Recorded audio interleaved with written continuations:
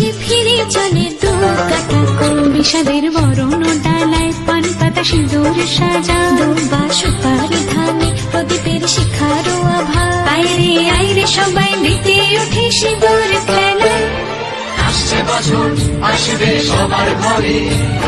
বিদায় জানাই মাগোকে কামনা করে আসছে বছর আসবে সবার ঘরে বিদায় জানাই মাগোকে কামনা করে